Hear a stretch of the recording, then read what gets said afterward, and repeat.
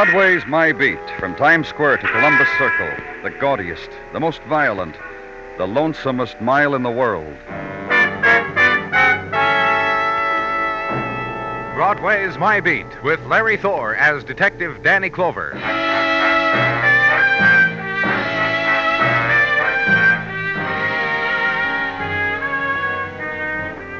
The nighttime of early spring hugs close to Broadway, whispers. There in the shadow pools, the promises, the dreams you've dreamed, shut off from the rest of the world with speckled light. And there, beyond the floating laughter, all the silence you've searched for and the longed-for sigh. And there, walking the easy wall of night breeze, the girl of silk and warming cheek. The girl, the promise, and the light. Here on Broadway. And it never lets you go.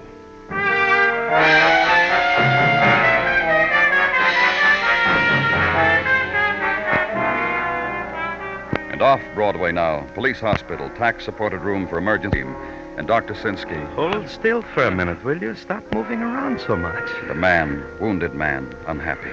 Just take it easy, Doc, will you? It's just a nick. The knife. A nick with 8 stitches? That makes it a slice. Which is medical talk for what happened to your arm from here to here. All right, you can talk to him for a minute, Danny. I want to check your address, Mr. Stewart. What for? 1212 8th Street, is that right? Yeah. You guys have been real... Doctor. You'd better sit back down, Mr. Stewart. You've lost too much blood.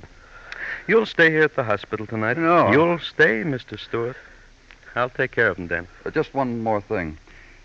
You feel like changing your story? I was waiting for the express train in the subway. Yeah, I know. And someone came up and stabbed you. And I don't know who he was. You don't have any idea why it happened. And I don't have any... Good night. Me stabbed like this, Doc. You'd think he'd believe a wounded man like me, wouldn't you? Lie down. And leave. Leave the protestings of a wounded man against official concern for his life.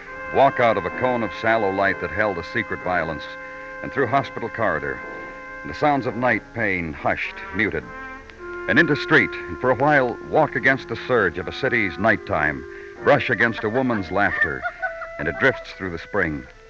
Turn a corner, and your street, your room, your rectangle of night and of sleep. In the morning, headquarters, and the things of the morning, the coffee, the cigarette, the Sergeant Tartaglia. Enjoy, Danny. Sip the coffee, inhale the cigarette. Take time. Enjoy. Oh, thanks, Gino. After all, what rule says a man must rush pell-mell into the pace that kills without he first should settle his stomach? As my great-aunt, that's my great-aunt Tia Severini of Patterson, once put it, and nicely, I think, in her native tongue. You have something for me, Gino? Very well, if you insist. A report on that chap of the knifing in the subway last night, that Mr. John Stewart. What about him? A malcontent, an ungrateful. And there are such folks. What are you talking about? To make a display of himself during the night to his fellow patients in emergency hospital.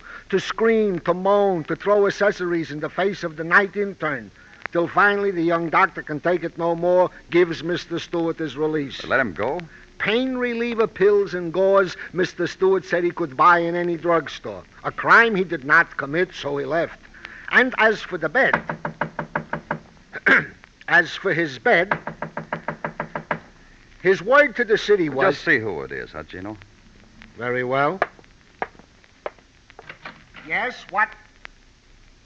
What is it you wish, madam? They said I was to see a Lieutenant Clover. They said if it had anything to do with John Stewart, I was to talk to I'm him. Danny Clover. Please come in. That'll be all, Sergeant. Here, take this chair. Thank you. It's just that I've come for John and whatever things I must do. Mr. Stewart's a friend of yours? My brother-in-law. I'm Leona Stewart.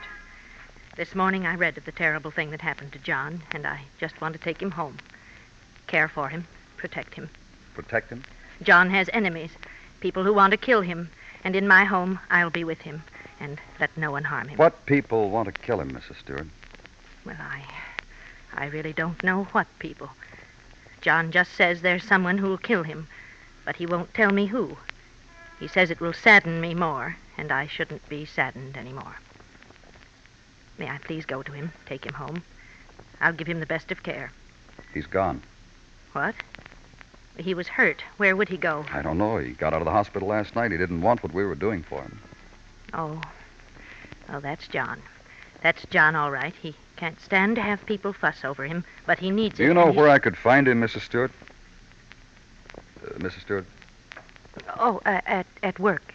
John would go to work, I think, just to prove something to the world after his terrible ordeal. That's John, too. Where does he work? A place of buttons and ribbons and novelties for women and for children. A wholesale place. Globe on West 12th. John's always sneaking little things to give me, to make me laugh. Please find him. I don't want him dead, whatever anyone else wants. We'll do everything we can, Mrs. Stewart. Thank you. That's kind.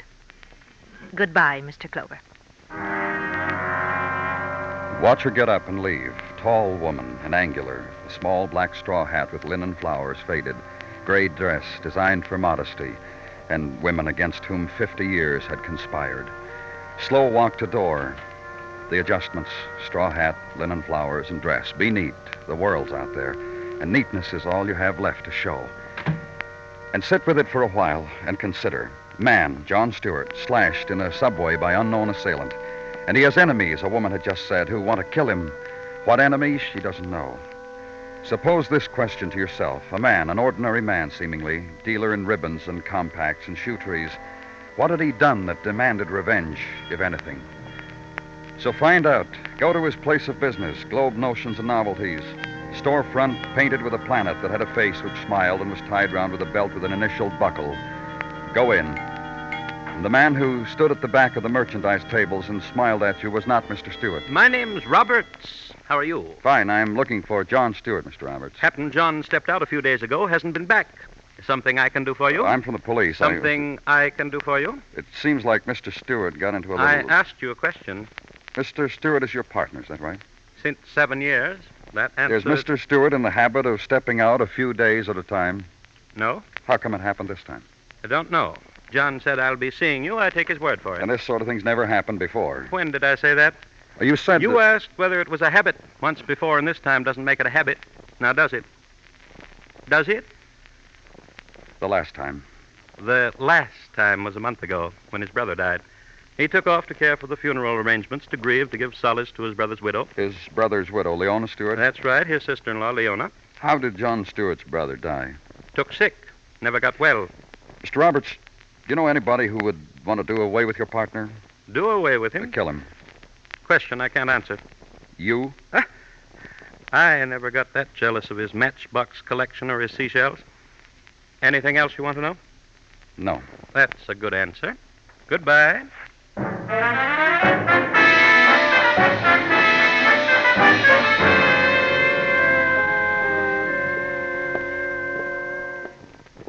Wait till I give you a look-see into Johnny Stewart's room. It'll open a whole new horizon for you. A way of life. You know him well, Mr. Anderson? I counter with a question of my own. I read you were with him last night. That's right. I read his arm was sliced open from knuckle to elbow. I read also he clenched his teeth down in the whole You thing. said you had a question, Mr. Anderson. How well you got to know Johnny Stewart last night is how well I got to know him in 10 years of relieving him of his room rent. Gaze. Gaze yourself upon the rented room of John Stewart, dealer in notions and souvenirs.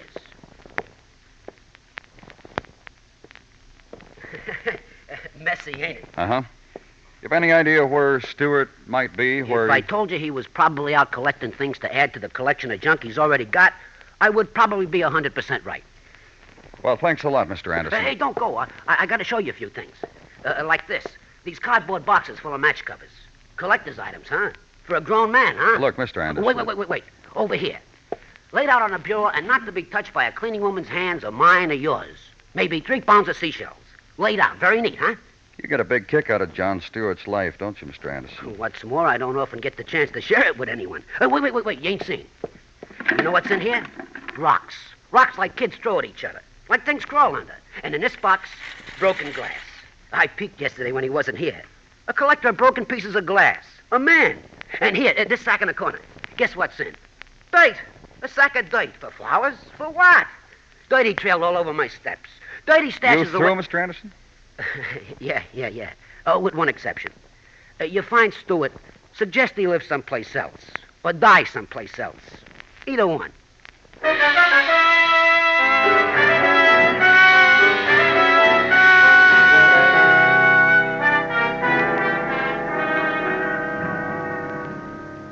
That John Stewart is as yet not to be found. All right, Gino, what else? Talking to of Mr. Stewart's neighbors revealed he is a man who is a hat tipper and greeter. More than that, nothing. Talks hardly to anyone. However, he has been seen doing a very peculiar thing. No?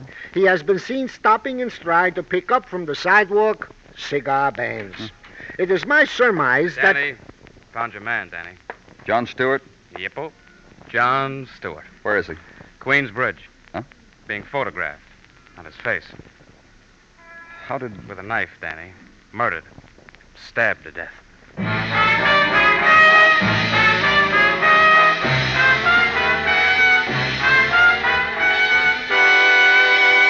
You are listening to Broadway's My Beat, written by Morton Fine and David Friedkin, and starring Larry Thor as Detective Danny Clover. America, answer the call of the 1953 Red Cross campaign now underway. Whoever you are, wherever you may be, if disaster strikes you or those you love, the Red Cross will be on the job to save life and property, to give survivors a fresh start. America's young sons in Korea know the work of the Red Cross. They can measure its effectiveness in lives saved time and again through the blood program. This month, now, give generously to your local Red Cross.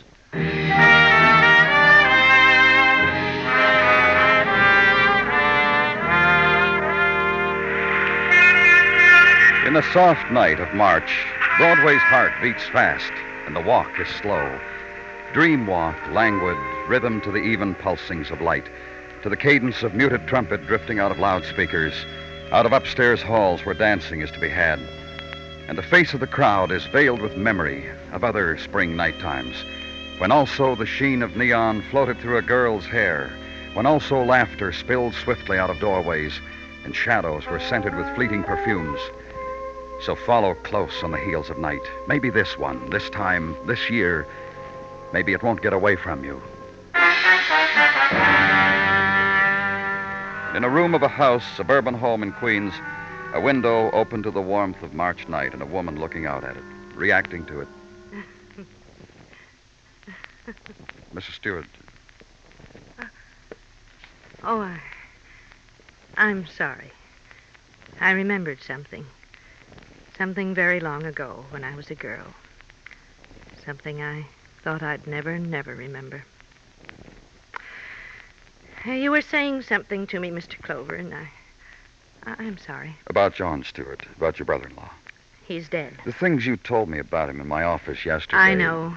Vague, useless, unimportant things. The way my life is. The way my house is. Everything now. You said he knew someone wanted to kill him. And I said I didn't know who, because he never told me. On the Queensboro Bridge. He must have been coming here, to me. You saw him often? He came here often? After my husband's death, almost every day. To putter in the garden, to do little fixing jobs about the house, the screens for summer, paint for summer. Try to end my grief by summer. For my husband's death, Kenneth's death, his own brother's death. Mrs. Stewart. No one cared about my husband's dying, Mr. Clover, or how I felt about it, except my brother. My husband was a drunkard. Lived and died a drunkard. Oh.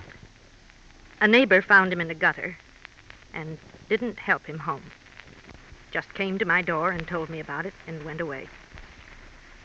When I got there, Kenneth had been lying there in coldness and wetness and drunkenness. I don't know how long. I brought him home, and I called our doctor, and he couldn't save him. But he performed an act of penance. What do you mean? He came to the funeral. He was the only outsider there. Then he was a close friend? I suppose so. Kenneth and I had known him almost all our married life. Dr. Sherwood, Henry Sherwood, he has an office on Ruxton Avenue. Mm-hmm. He signed Kenneth's death certificate. He came to the funeral. I suppose you'd call him a close friend. Except for John Stewart. Except for John, who is dead, who was taken from me, as my husband was, as everything in my life has been. It was through this window, and I remembered something a little while ago. What was it? What was it? Woman, and a day's dying, with sorrow and infinite tears that washed backward with a bitter chemistry. Woman who forgot how to cry so that other people could see, whose stricken eyes didn't match the rest of her face. Leave her.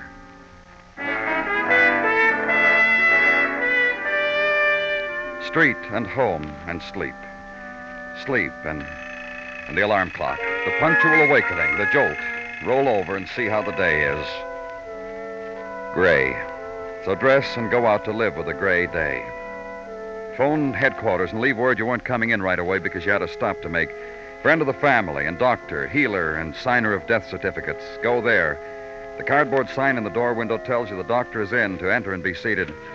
Through the doorway and the vestibule and into a waiting room of old oak chairs and a table of flimsy wood and woven straw, which held magazines catering to handymen about the home, druggists, and those who missed the April 1937 report on the Denver Medical Conclave.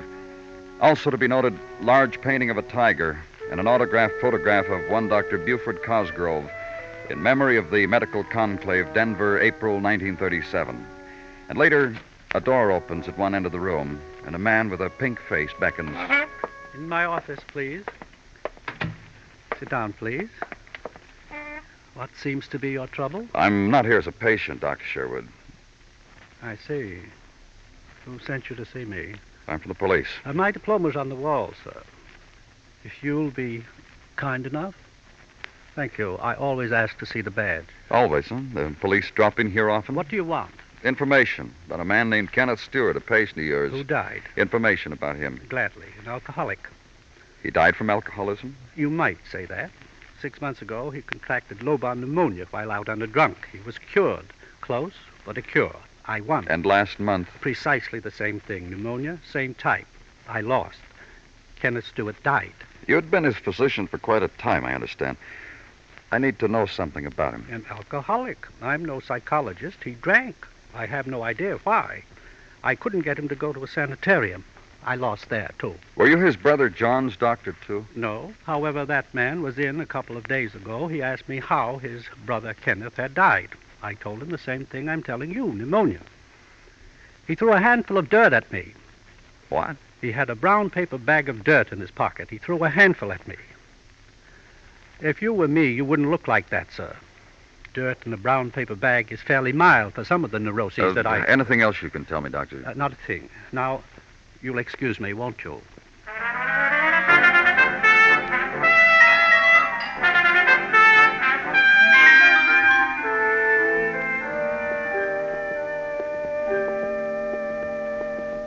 A regular little runway we're beating at Johnny Stewart's door, huh? He never had this much traffic in all the years. Man, girl, or dog. You'll just unlock the door for me, Anderson. I'll do more than that for you. I'll stick around because it's my rooming house, and I got an itch to know what goes on in my house. See? It hasn't changed. It hasn't been touched. I could have sold tickets, but I got a respect for the dead. Hey, Don't let it eat you, Anderson. You got a yen for a brown paper sack of dirt. It don't bother me hardly at all. You gonna take it out of here? Uh-huh. Yeah, it makes it more sanitary that way. Anything else you want? This box with the broken glass. I'll close my eyes. Won't let out a peep. Psst. You got a pocket for the seashells? They'll hardly take up any space at all. Yeah, you looking for somebody, mister? Mr. John Stewart. Is he here? He's dead, that's where he is. Cold stone dead someplace else. You don't read, mister? Oh, I didn't know. What do you want with Stewart? Look here, I don't I'm want from the police. What do you want with Stewart? Well, only to give him this envelope. I'm sorry, I didn't know he was dead. Let me have it. Thanks. It probably won't do you any good to read it. It's all very technical. Chemical symbols, aren't they? Yes, but of course. You see, Mr. Stewart brought in a little sample of earth the other day. You're a chemist? Oh, no. Oh, my, no. I I have a little garden supply shop down the street, and Mr. Stewart came in and gave me some earth out of a brown paper bag, like you have in your hands, and he said he was doing some gardening, and would I analyze the sample of soil he had, whether it was acid and all, and I said I'd have to send it out, and it'd take a day or so. Yeah, thanks. Thanks very much. You too, Anderson.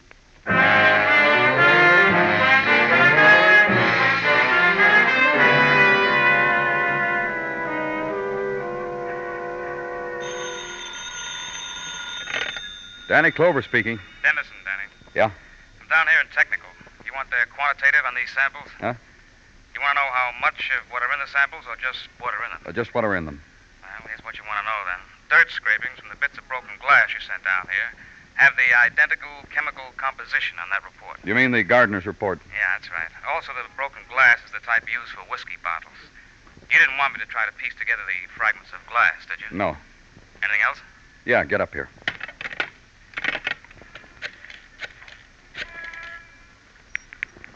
Dr. Sinsky speaking. Danny Clover, Doctor.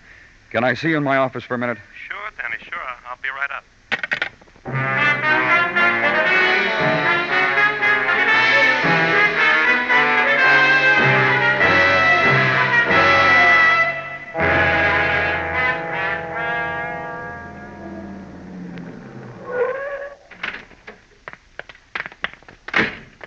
I still say it's tough to believe, Danny, that's all. Dr. Sinsky just told it to you, Dennison, and Dr. Sinsky just showed it to you in books. That's why he keeps those books in his office, to prove things to skeptics like you. Okay. Ring the bell.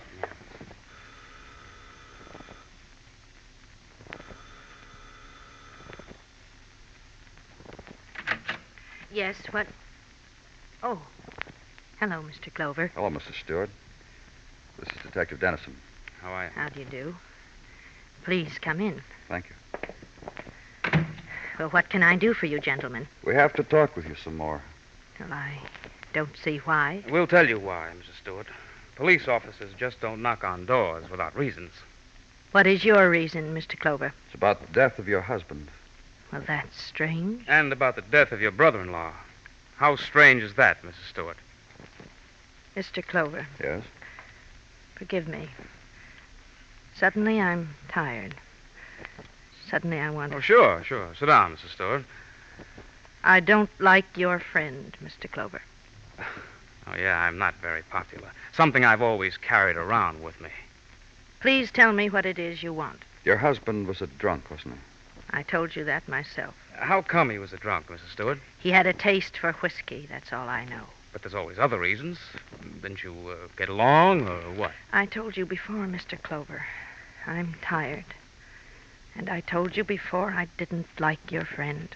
For the next few minutes, Mrs. Stewart, you're going to have to bear with it. What about you, Mrs. Stewart? What do you mean? What kind of life you've led, your husband? What kind of life do you think it's been? Rough, huh? Now, will you tell me, Mr. Clover, just what you came for? You murdered your husband, didn't you? Listen. Yes? I have pictures of myself when I was young. Would you like to see them? They're upstairs. We've seen pretty girls, Mrs. Stewart, and you must have been pretty. I was. Simply, I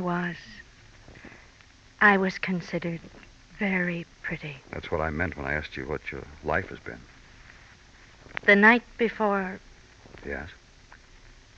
The night before I made up my mind. To kill your husband? Yes. I lay there and I thought about how my life has been. With him lying there. With the reek. And that was my life. So you poisoned him, huh? In the booze? Yes. Mrs. Stewart, a little while ago we found out from our police physician that the gross symptoms of the poison you used and pneumonia are the same. How did you know that? It's irony, isn't it? Yeah, but how did you know it? The first time my husband got sick, 6 months ago, I've got a book. A home medical book. The symptoms, I saw them. They were almost the same. And last month, when he was pulled out of a wet gutter, drunk, you fed him the poison, killed him. And your doctor thought it was the same thing. Yes. And you killed your brother-in-law because he suspected what had happened. I should have known better than to bury that bottle in the garden. My brother-in-law always liked to putter around there. He found that broken bottle and dug up the dirt around it, huh? I know. He came into my house and looked at me. Then he threw a handful of dirt in my face. Then he told me. I tried to kill him in the subway. We'd better get going, Mrs. Stewart. If only he hadn't found out. It would have been all right. Then the neighbors would have come and sat with me and talked with me and not been embarrassed because I had a drunken husband. Get her coat, Dennison. Yeah. He was better off dead. And so was I. I'm 51 years old. It had to stop sometime, the life I had. Someone had to stop it. So I did. Here, I brought your scarf, too, Mrs. Stewart. It's cold outside.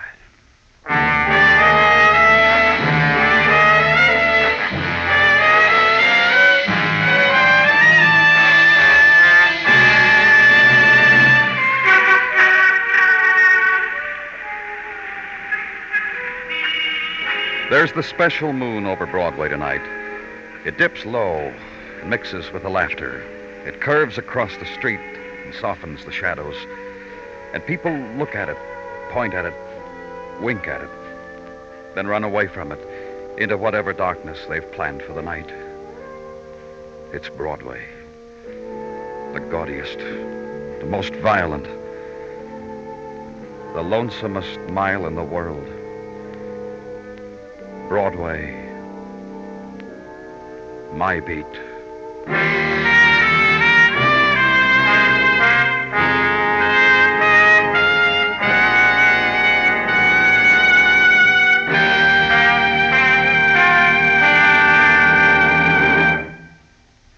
Broadway's My Beat stars Larry Thor as Detective Danny Clover, with Charles Calvert as Tartaglia and Jack Crucian as Muggavan. The program is produced and directed by Elliott Lewis, with musical score composed and conducted by Alexander Courage. In tonight's story, Paula Winslow was heard as Leona. Featured in the cast were James McCallion, Lou Merrill, Herb Butterfield, Billy Hallop, and Steve Roberts. Bill Anders speaking.